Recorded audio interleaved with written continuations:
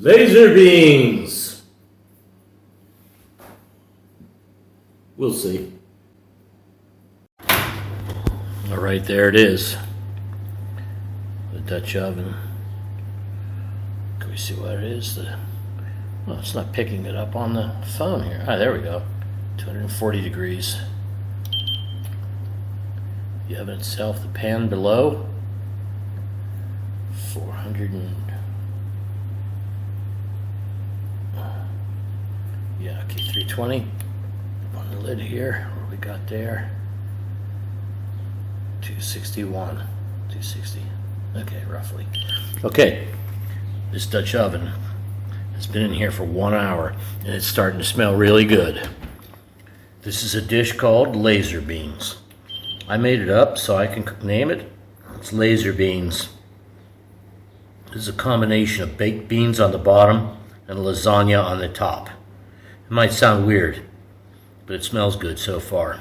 It's been in there 1 hour, and it's got 2 hours to go. Hi. Hey, welcome. Cooking from Umbria here. This is one of my most ambitious dishes ever. 4th of July is less than 2 weeks away. Let's see, today is Saturday. It's not this Thursday, but the following Thursday. So yeah. And one of the dishes for this 4th of July dinner.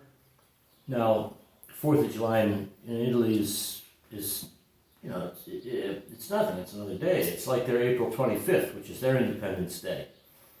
But, you know, they like American stuff here.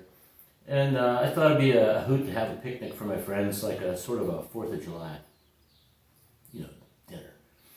And I can't really make it totally traditionally because the ingredients here are totally different. Not totally different, they're not the same though. So, what I'm going to do here, and why this is ambitious, is because I'm going to put all this food into this pot in 2 layers.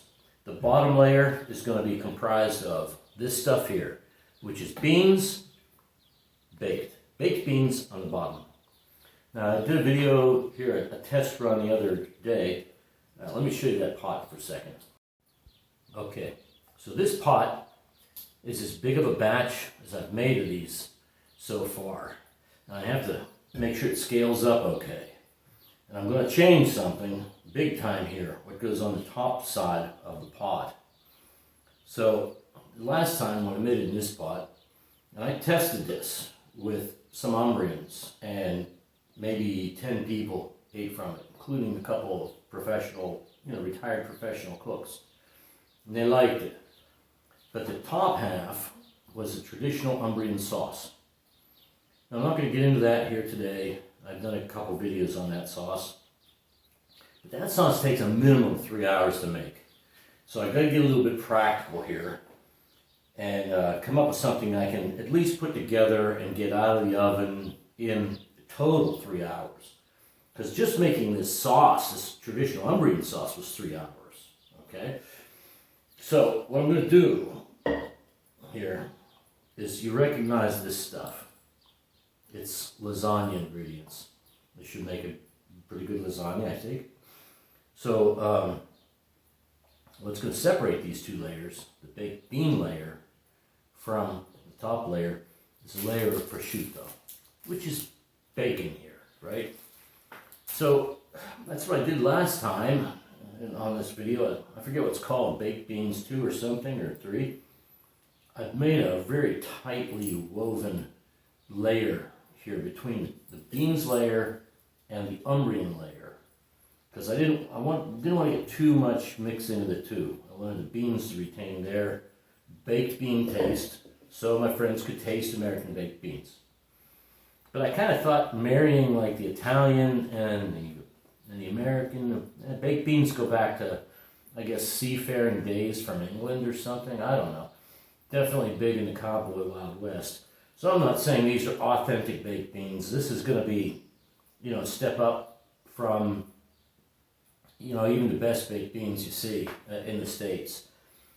Well, not to pat myself on the back too hard here, but it's not hard to make really good baked beans.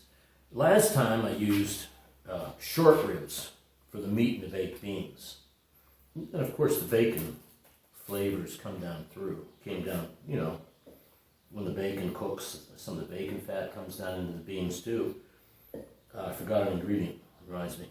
And anyway, instead of the short ribs in there, I'm going to go with ham cubes, okay? You can just buy these at the grocery store, right? They're just little cubed up bits of Italian ham. Just for the meat in the beans. Now, one thing I forgot to get out here was my brown sugar. Molasses is very difficult to find here. I checked the biggest store I could find here. I'll find it. It's here somewhere. But, you know, brown sugar is a pretty good substitute, so it needs a little bit of sweetness from the brown sugar, of course. So, I won't go over all the beans again. We'll talk about that later. On the lasagna side, this is fresh ricotta, okay? When you buy it from the store, it comes in a big thing. It's fresh, and you just say how many kilograms you want. That's half a kilo. So, and I'm also going to use some mozzarella. This mozzarella is, believe it or not, not super easy to get here. You can get it at a grocery store, it's no problem, but you know, the pecorino cheeses are much more common, and I'm not complaining. I mean, you can figure it out. Now, I am going to use here these guys. This is fresh lasagna noodles. They're fresh. They've never been frozen, right? So that on top of the bacon layer, I'm going to start layering up lasagna. You're going to have to make a sauce here, and I'm using here a couple of pretty good canned sauces, and there should be some garlic out here because there's going to be garlic in it. And I'm going to go with a fair amount of basil, fresh basil, in with that sauce, and then save a little bit of basil for the top. Because when you cook the basil, the flavor's good, but you know, there's that freshness it loses. Now this plan is not totally together here yet, but it's getting there. I'm kind of half toying with the idea of putting an onion in with the beans. You know, that's a great flavor. So I'm just going to take a minute, shut off the video here, and start to get this brought together. Okay, so I'm going to start by making a sauce. And it's going to be just a basically tomato basil sauce. It's going to go with the lasagna. I like to keep things a little separated, so I'm going to keep the sauce nice and simple with starting off with just some oil and a half a clove of garlic. I think that's going to be about right for this pot. So people start by heating the oil. Why? I don't know why. Maybe there's a good reason. I just want to know what it is. Because I've been starting like this with the oil cold. And then just throwing in the garlic, and putting it all on the fire, and starting to bring it up to temperature. Now I don't, you know, sometimes I chop the garlic, but I do find these little presses get it into nice, really small pieces. So when you do start to cook the garlic, it's all consistent.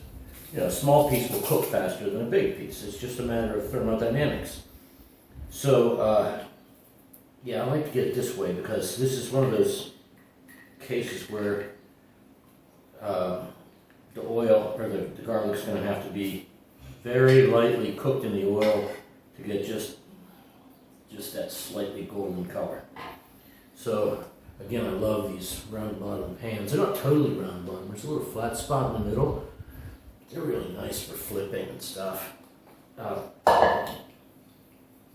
You know, they just don't spill as much.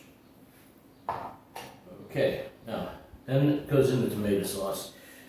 And I've got some tomato pulp. This is just random tomatoes from Tuscany, which are, they know how to grow tomatoes over there. And this is Darini pieces. It's chunks. Okay, or did I get that backwards? No, excuse me. The Tuscan sauce is the chunked one. I have a special place in my heart for Darini tomatoes. They have a really fantastic fantastic taste. So these two tomato products, some fresh basil and the garlic, that's all it's going to be in the sauce. Okay, so I put this on cold, as I said, but just a medium heat. And about the time that oil starts to sizzle is when that garlic is going to be getting nice. Okay, now my oil's sizzling and the garlic is getting yellow and nice. I want to say yellow, not more the orangey gold side. Okay, that's done. Okay, now it's going to sit there for just a second off the heat. And it's still, of course, got some heat from the pan, from the oil. So it's going to keep cooking just a little bit. And in go my tomatoes and the basil. Now on the basil, I just got here about, I don't know how much basil. That much. And I, of course, cut the stems off, but I leave these little basil flowers in there. Let's see. I don't know what the word is on them. I think they'll be good. Okay, now as you can see here, even through a crusher, there's different sized pieces in there. Nothing is in danger here yet, that's for sure. But just letting that garlic clear, maybe getting it a little bit golden, but nope. No, I think I'm going to just go ahead and put in the sauce. So there's actually going to be 4 cans of sauce in here. Now that immediately lowers the temperature of what's going on in this pot, which means my garlic is going to stop cooking here.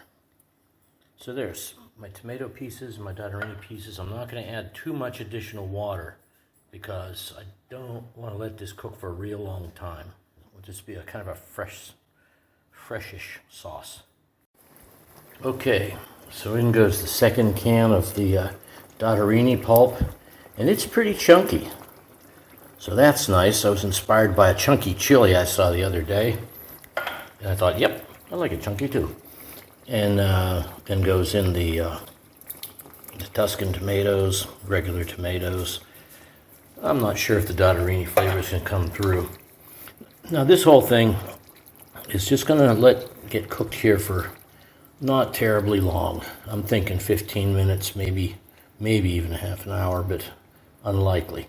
So that's going to be the lasagna sauce, except for one more ingredient, and that is going to be basil. Okay, just when you open up this basil, that made me think fresh, right? Because when you open up the basil or when you pick it from the garden, whatever, it has a, that basil aroma. So I reserved about half my basil.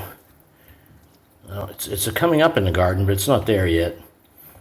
And about half of that basil is going to go maybe on top of this dish. I might just put a fancy top with sliced tomato and basil. Who knows? We'll see when we get to that point. So this is just going to take a little bit of time here for the garlic to get friendly with the tomatoes, and let the basil get in there a little bit. And then we're going to give it a taste and try to imagine how that's going to go with the cheese and everything. So I think I've got too much sauce here for the size of that pot, because remember, the lasagna layer is just about from here up, and the bottom layer is going to be baked beans, which is, might seem strange, but hey, you got to try stuff.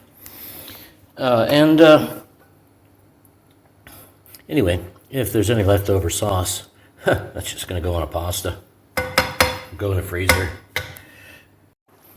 Okay, so this has only had about 5 minutes so far, and while this sauce is getting happy, while all the ingredients are, mixing it up in there, I'm going to go ahead and drain my beans. No, get that part of it ready. So I settled on Bianca di Spagna as a really good bean here. When was that? I don't know. 2 weeks ago now, my last batch. But I'm going to also try these. Fagioli Corona. Corona beans, because they look like those big butter beans. And I remember having some really good baked beans at my sister's where she used those big butter beans. So let's try those too. I'm going to rinse these one can at a time, just so it's easy to rinse. Right? And you get them rinsed thoroughly. Okay? Because the sauce comes from the sauce you put in it, not from the bean juice. And then I'm going to just put them, I'm going to mix my additional ingredients directly into the pan I'm cooking in here. Okay. There. Yeah, it's always a good idea to rinse out bean cans because, my God, when beans go bad, you throw a bean can in the garbage and it sits there for not very much time. Oi! Whoa! That's stinky. So, everybody makes this mistake once. Okay, second batch. Getting a little bit better at cooking one-handed. And yeah, I'm going to use all 4 cans here, just judging by the size of that pot. I wasn't sure, but I think really that pot ought to have 6 cans to fill it up halfway. Hey, live and learn. Okay, so in go the Corona beans. I tried one of these, and they're pretty good. I think they're going to be just fine for it, but we'll see. You know, they'll take other flavors and so forth. Let's try them against the, get one of those Bianca de España. Those Bianca de España are really good. But I don't think I have enough beans here in the pot. Yeah. I'm going to put another can or 2 of beans in there. Okay, next time, this is definitely going to get 6 cans of beans. I only used 5, but that's a decent layer of beans there. So, then goes in the other ingredients here. So this is going to be, I don't have molasses, so I'm going to first put in my ham cubes. The order doesn't matter here. I mean, there might be some slight differences, very subtle things, but American baked beans, you just don't do that. In goes the ketchup. I'm going with about a good solid 1/4 cup of ketchup there. And then in goes some barbecue sauce, just a store brand. Nice healthy dose of barbecue sauce. And then comes mustard, and this is not the usual yellow mustard that I like. It's sort of a cross between Heinz Yellow and Heinz Brown. But again, get at least a good 1/4 cup in there. And then in goes the Lee & Perrins, which is just something I like. Looks like enough. And then let's get our brown sugar in there. Okay, so we've got some gentle mixing to do here because I don't want to smash these beans. Next summer on my to-do list is to, I also don't want to get too much up on the sides where the lasagna is going to be. But next summer on my to-do list is to do this with beans, dried beans, instead of using the canned beans. It's a nice, easy cheat. Now I'm going to turn off the camera here for just a second while I stir these. Before I do, though, let's go back and check our sauce out. I just tasted this a minute ago. I turned down the heat because that's almost at boiling temperature, so it's basically the flavors are moving around there, even though it's not bubbling. And the basil is still fresh tasting in there, and the tomatoes. So this is almost like a caprese salad, sort of a sauce. Really good tomatoes. Even though they're canned, they're still pretty good, very good. And a little bit of garlic taste in there. I think the only thing I'm going to add here to this is a little bit of salt. My salt shaker right here. Okay.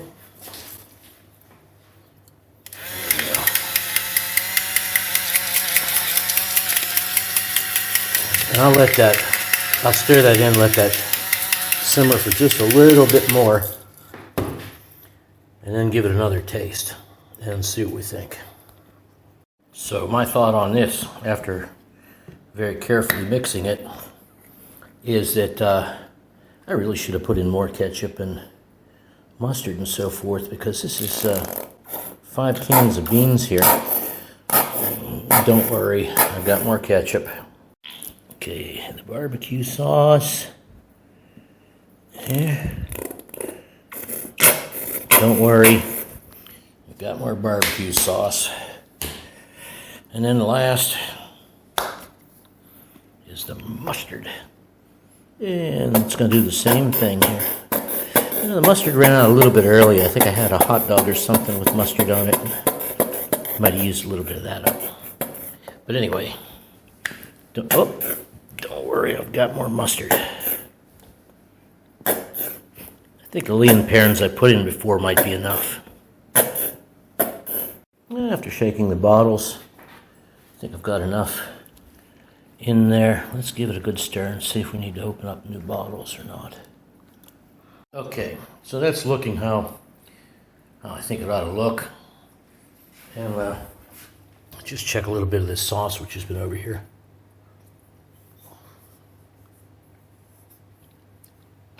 Yeah. In these parts you do want a little bit of salt in it.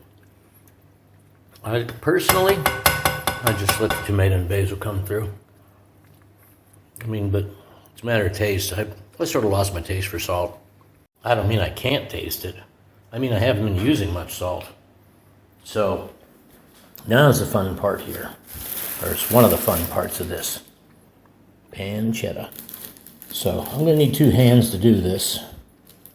And I'm going to build a layer of pancetta on top of this. Then we'll start to build up the lasagna. Okay, that might seem like a lot of bacon or pancetta, whichever you prefer, but it's not.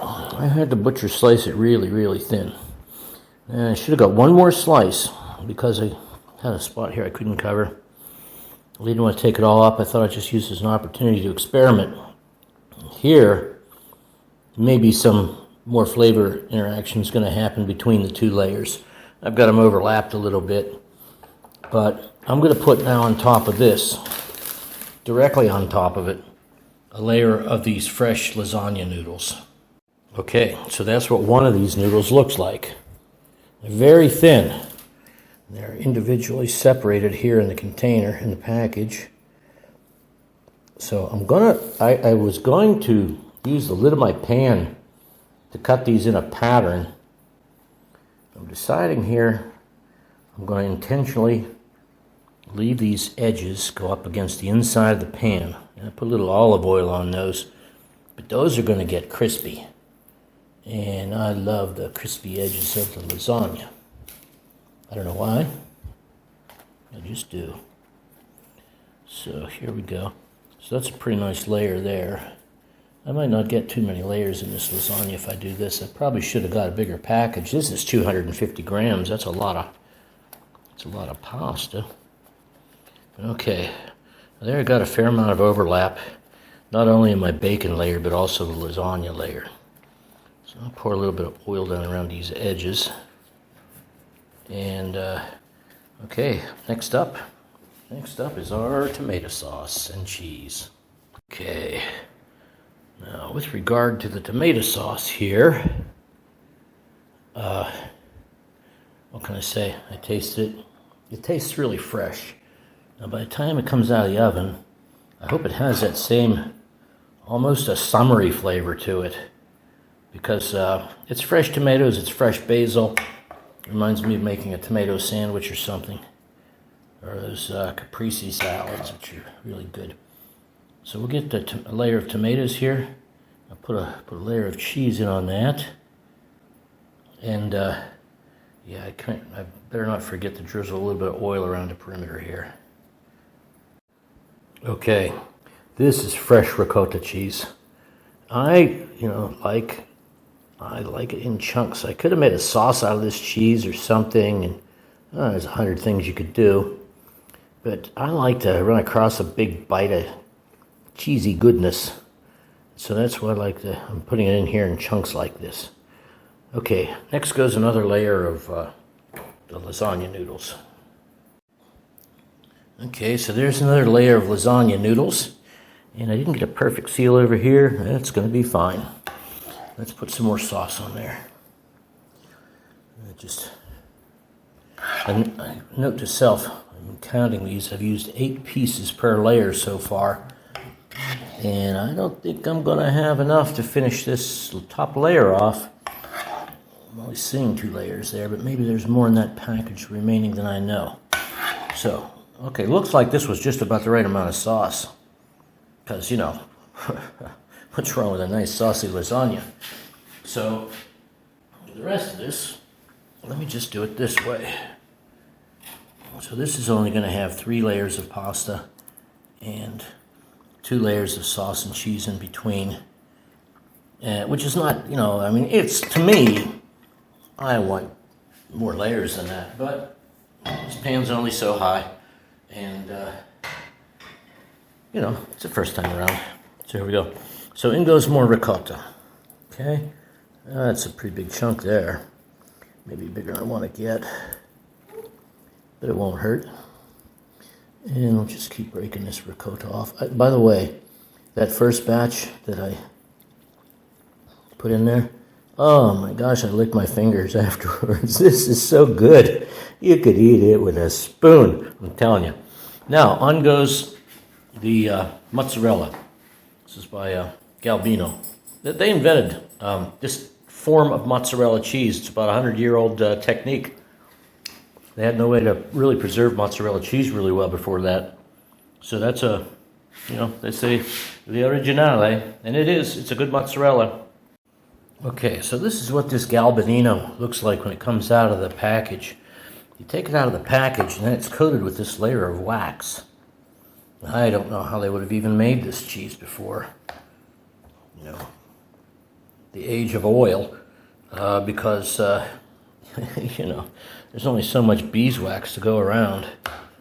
And between beeswax for candles and oil whale for a little bit of illumination in the late part of the 19th century, life was pretty rough. People were pretty poor all over. I mean, significantly poor. That's not the topic of the video, but hey, I'm an old curmudgeon. I can say whatever I want.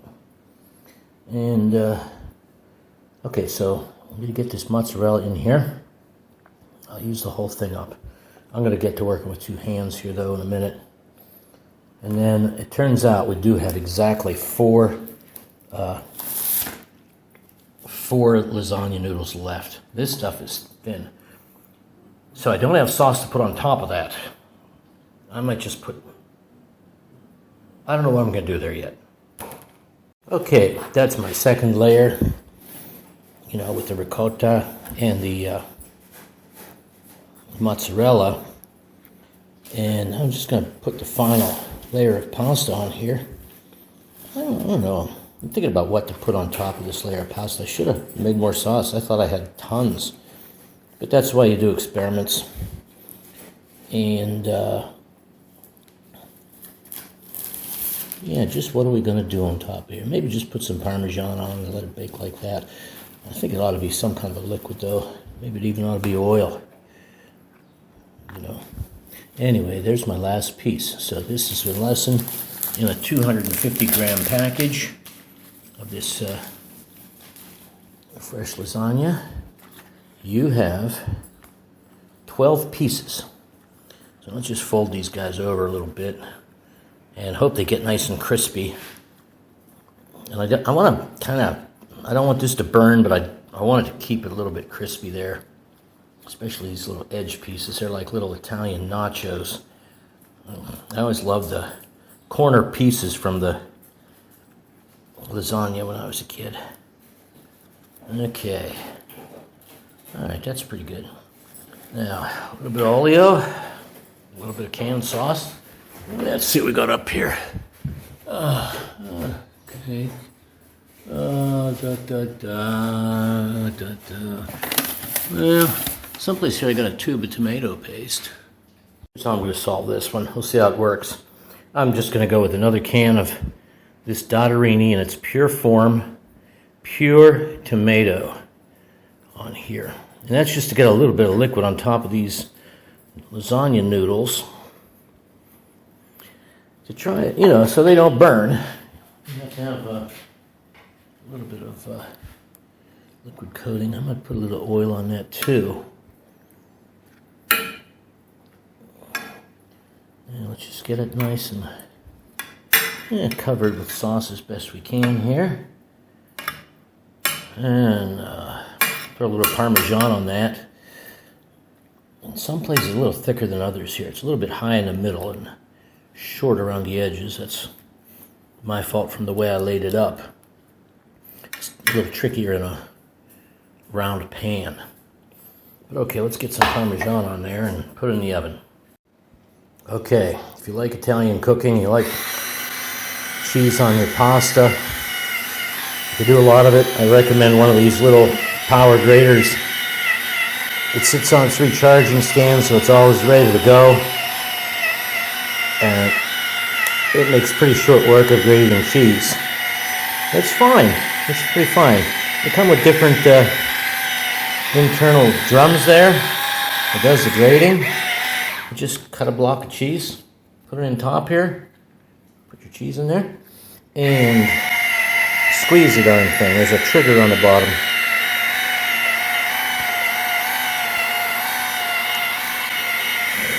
Okay. Get that right off the edge. And that's how I'm going to bake it. It's at 325 Fahrenheit, which is about 175 C. And that's going to go for 3 hours. I only went 2 hours last time, but this is a bigger pan, a bigger pot. It'll take longer to get to the middle here. And I've got an oven thermometer on order from Amazon, but it's not here yet. I don't know if that's necessary. But there we go. As good as freshly fallen snow. Okay, and on goes the lid and into the oven. I didn't preheat this because, excuse me, I kind of think it's just a waste of time for this. If you're baking a cake or a pizza or something, yeah, you'd have to get the oven exactly the right temperature first. But this will just come up to temperature with the oven, and then it'll start to have that party in there. All right, there it is. The Dutch oven. Can we see what it is? Well, it's not picking it up on the phone here. Ah, there we go. 240 degrees. The oven itself, the pan below, 400 and... yeah, okay, 320. On the lid here, what we got there? 261, 260. Okay, roughly. Okay, this Dutch oven has been in here for 1 hour, and it's starting to smell really good. This is a dish called LaserBeans. I made it up so I can name it. It's LaserBeans. This is a combination of baked beans on the bottom and lasagna on the top. It might sound weird, but it smells good so far. It's been in there 1 hour, and it's got 2 hours to go. Okay, we're about 1 hour and 45 minutes into this, and what are we looking at here? Okay, so the outside of the pot's up to 250-ish, 260 maybe.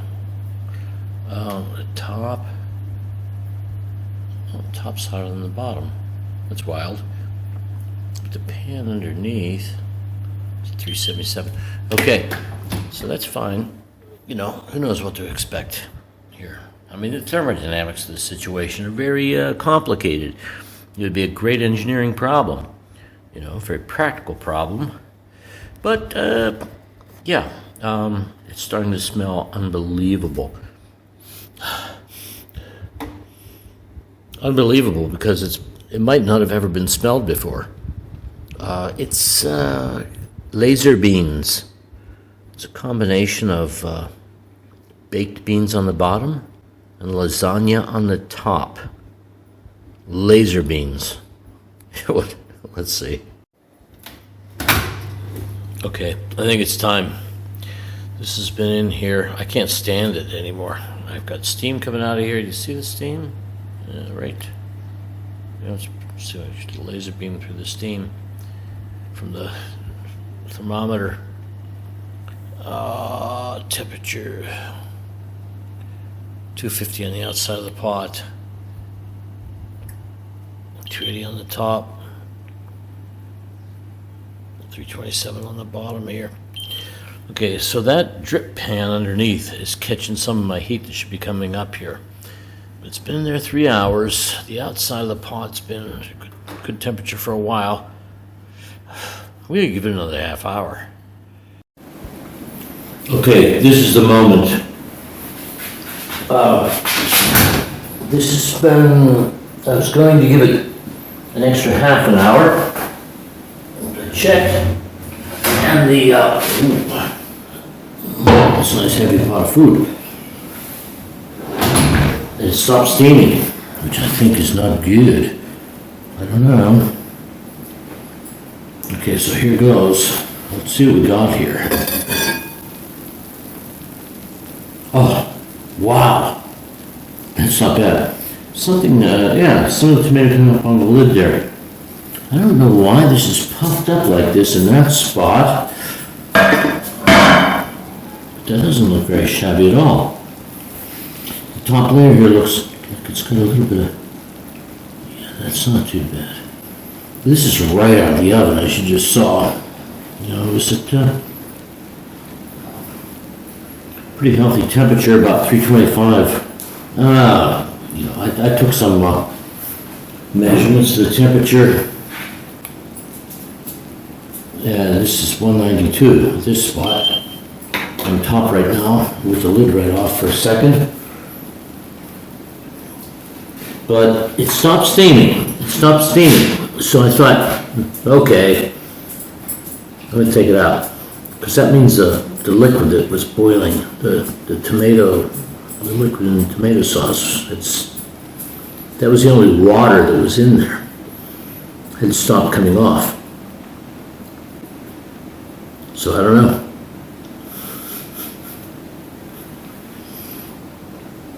But I do know I'm going to let this cool for at least a half an hour. And that dome has gone down a little bit. And this little piece here was stuck to the lid.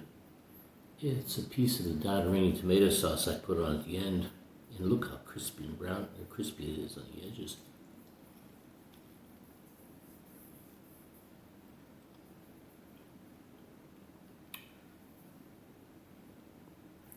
Okay, I have high hopes. Let's turn this around and look at it a little bit here. The glove. Something to poke with, like a fork over there. There we go. So, this didn't burn. Didn't get super crispy, but let's go around and take a look at this back side here. Okay. I got a little bit of black on the edges here, just a little bit. Just a good sign. Because those noodles, despite the fact that I tried to make a mental note to myself twice to put some oil in around the edges here, I didn't do it. So, this is the lasagna noodles against the side of the pan. Tempted to taste that. But I think this has got to cool for a while here in order to get to the point where I can start to extract it from the pan.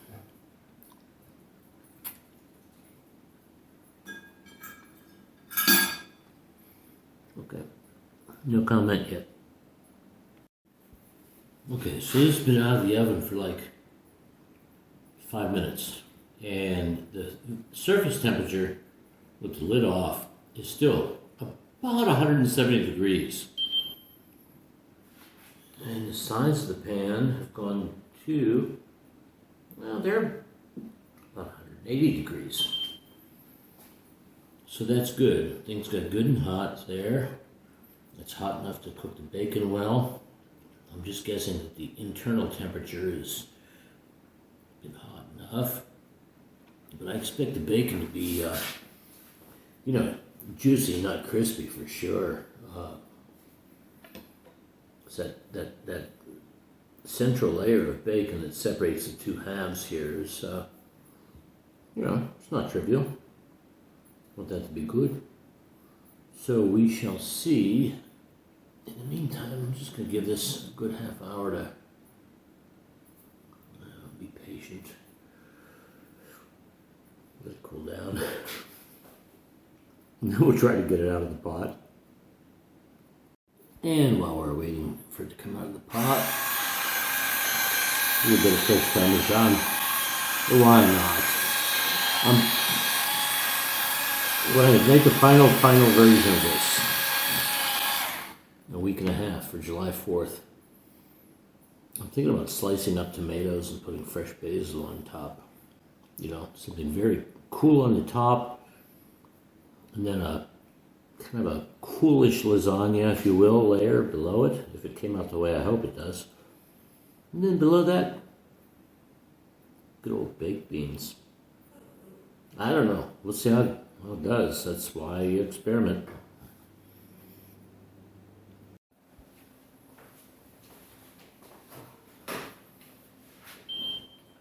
Okay, I said let this cool for half an hour. It's only been 20 minutes. The surface temperature is 135 degrees, more or less. And I want to get it onto this plate in the way I have in mind for this to come out of this pan. I don't know if it's going to work or not. All I've got for tools here, I do have this knife, which is kind of like a cake knife, I guess. And I've got my barbecue spatula. So, I don't know if it's going to come out there well or not. We'll see.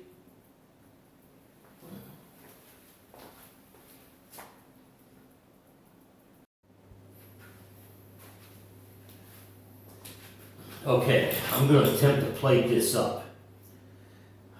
Normally I like stuff that just comes out and you just put it in a bowl or whatever, but this is special. I figured, I don't know, I thought about this dish quite a lot and tried some prototype runs. And I want to try to get it out of here. And I know this is not probably the correct pot or utensils to try to make this look the way I want it to look. But since the pot is round, it's going to have to come out of pie-shaped pieces, I think. So, let's dig down to the bottom here. And the first piece is always the toughest. And like I said, these may not be the right tools, but here we go. By the way, any comments on a better vessel to cook this in or better utensils to get it out with would be greatly appreciated. I can feel the beans are not going to come up with this. So I got off the pasta layer. I only got a couple beans, just a couple. And the beans for this layer are down in there still. Just a little bit of the pasta layer, the lasagna layer I missed. So, beans I'm going to pull out here now, just for this one. This is the first time even trying to plate this up. Where's a good spoon? Let's just go with this one here. And we'll get those beans out of there. Okay, so this is the baked bean part here. This is the lasagna part. Together, it's LaserBeans. So, a few more beans out from this particular slice. I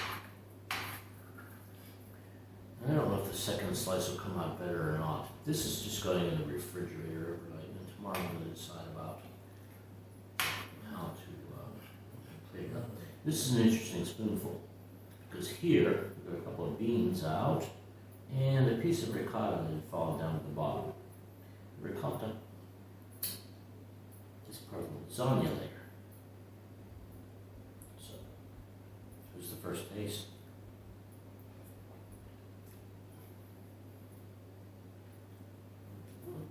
Not bad. Let's go from here a little bit.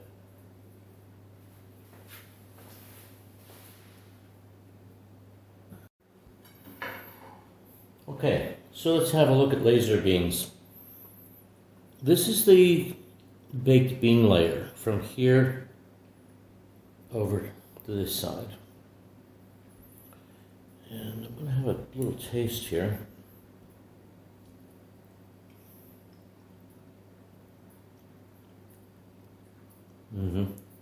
Yep, side's good. Now the lasagna side, the way I made this lasagna, I was shooting for something kind of, I don't know. Lasagna to me is a winter food, right? It's heavy. It's not heavy, but I don't know why. I think it's a winter food.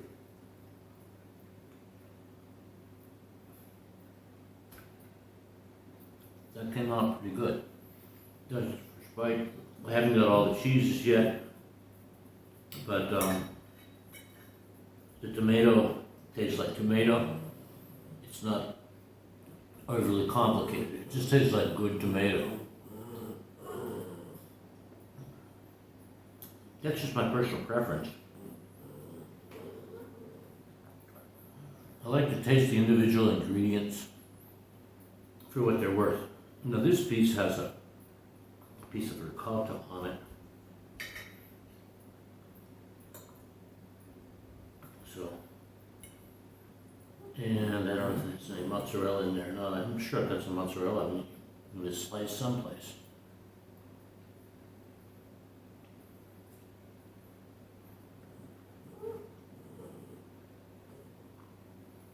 Oh yeah, it's good.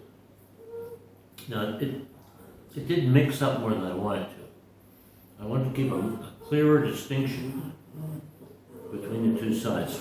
Oh, quiet. This isn't for you. Silly monkey. Come here, you. You see that?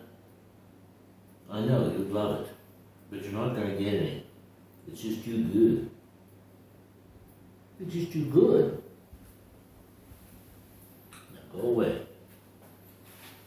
So anyway, getting back to it here. It's a good lasagna.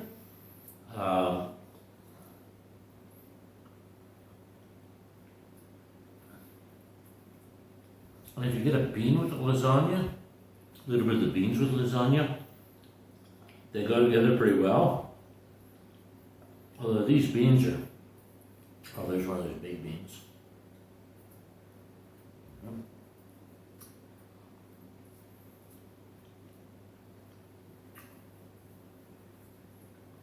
That's a pretty classic baked bean taste. I mean, they're simple. They've turned, back in the day, cowboy days, it was beans, salt, pork, and molasses.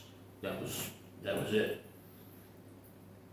But depending on what people had, I'm sure they modified things quite a bit. And there's some good baked bean recipes out there. You know, we need to get some other people to try this. But I think this is up there among them. That I had a little bit of the ham there. These little ham cubes that went in. Yeah, to be perfectly honest. Yeah, they're okay. They're good. The flavor of those doesn't just jump out at you, because there's so many other tastes in here. But it's not bad.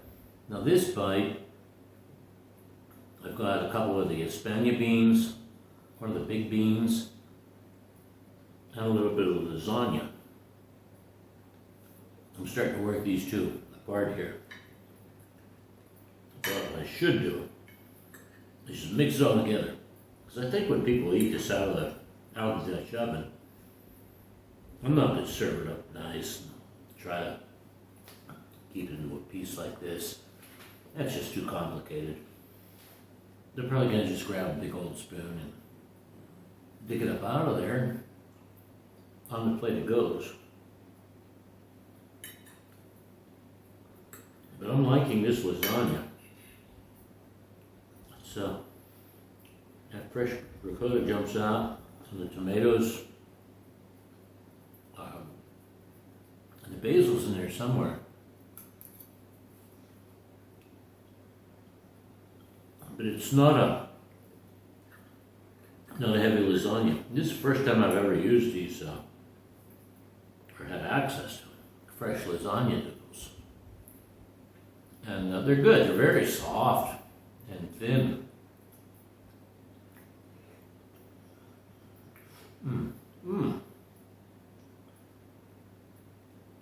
So when this winter comes around, I'm going to make some lasagna out of these noodles, like 100 layers thick with God knows what in between them. I don't know. Maybe just a little bit of tomato sauce and lasagna and a little spring onion cheese, and then another layer full of lasagna. But, okay. Folks, this is it, LaserBeans. There's still time for July 4th. If you want to try to get these out there.